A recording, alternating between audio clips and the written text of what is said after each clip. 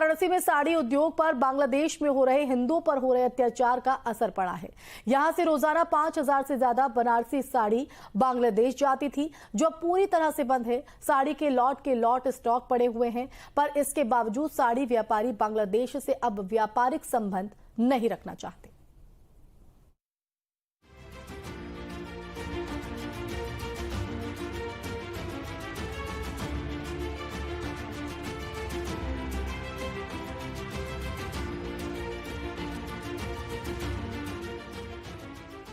बांग्लादेश में हुए तख्ता पलट का सबसे बुरा असर वाराणसी के साड़ी कारोबार पर पड़ा है।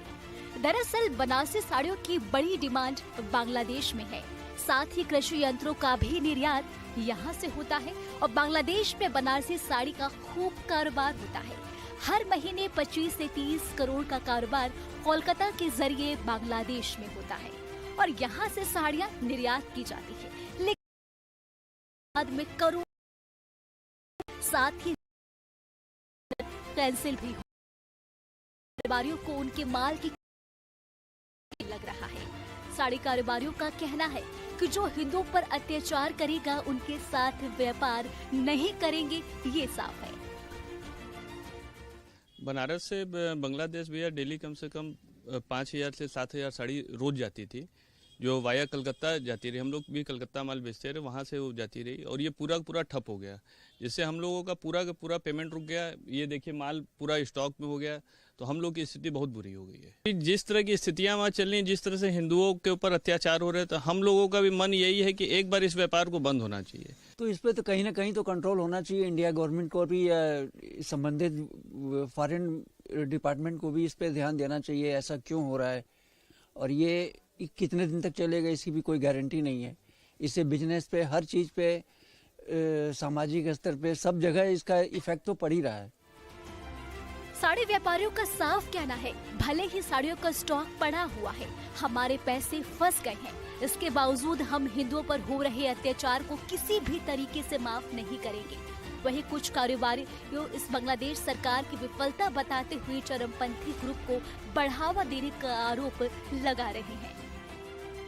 माल तो बहुत इकट्ठा हुआ है और जो बांग्लादेश की स्थिति है उसके हिसाब से यहाँ एकदम समझ लिए कि व्यापार एकदम जीरो हो चुका है और इसके ऊपर अगर कंट्रोल नहीं हुआ तो आगे और बुरा दशा हो सकता है।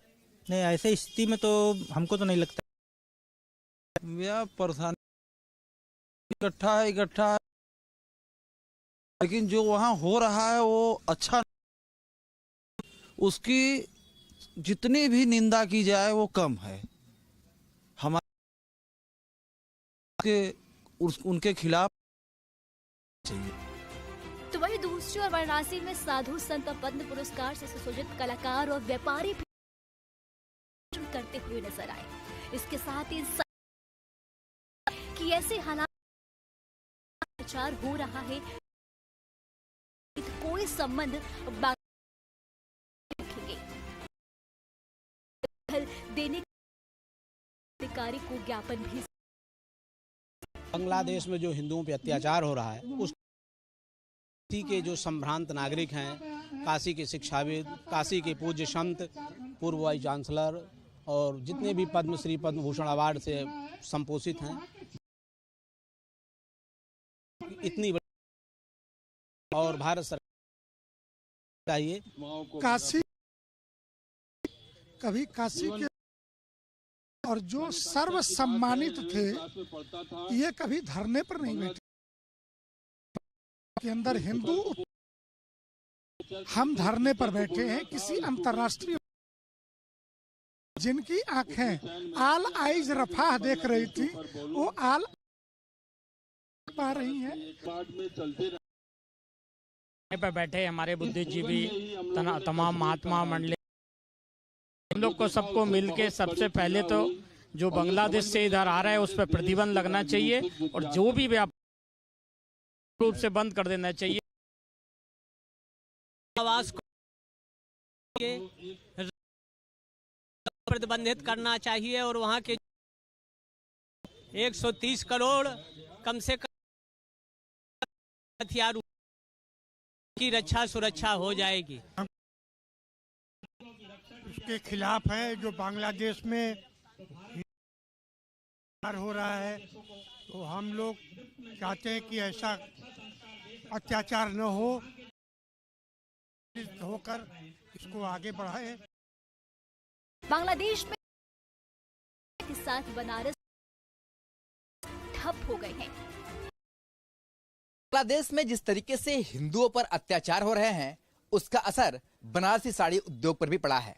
बनारस से रोजाना 5000 से भी अधिक साड़ियां बांग्लादेश भेजी जाती थी और इसकी संख्या महीनों में लाखों हो जाती है और करोड़ों का व्यापार भी बनारस से बांग्लादेश के बीच में होता है। पर जिस तरीके से बांग्लादेश में स्थितियां उत्पन्न हुई है, उसके बाद आप देखिए कि किस तरीके से साड़ियों का ये पूरा लॉट जो है इसी तरीके से इकट्ठा रखा हुआ है, क्योंकि बांग्लादेश से इस समय किसी भी तरीके का व्यापार बंद है। वहां से कुर्ता पैजामा शर्ट पैंट के कपड़े आते थे, वो भी वहां से आयात बंद है, निर्यात बंद है। यानी कि पूरी तरीके से बनारसी साड़ी उद्योग बांग्लादेश के इस जो हिंदुओं पर अत्याचार हो रहा है उस हादसे का शिकार जो है वो नजर आ रहा है। हालांकि व्यापारी ये मानते हैं कि जिस तरीके से वहां पर हिंदुओं पर अत्याचार में वहां भले ही लोगों के साथ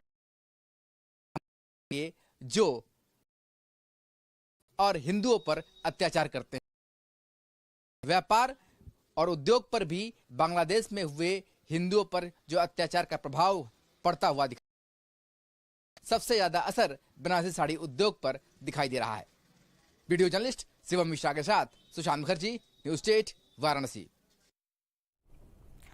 वहीं नोएडा के डीएनडी पर लगा भीषण जाम। बड़ी खबर आपको बता रहे, कई किलो